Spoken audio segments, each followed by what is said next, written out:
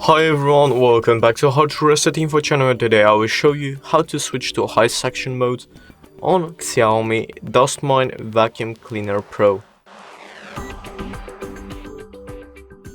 So as you guys see, I already have the vacuum on my table and I'm going to explain it to you guys because it gets really loud when I turn it on. So the first thing that you need to do is just press the power button and then click the mode button 2 times until you see the symbol at the top of the high suction. It should be a wind symbol, so I will show you right now. So you press the power button and then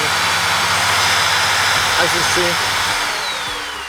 you guys see, that's it. Thank you guys for watching this video. I hope you guys enjoyed. Leave a like and subscribe and see you guys next time.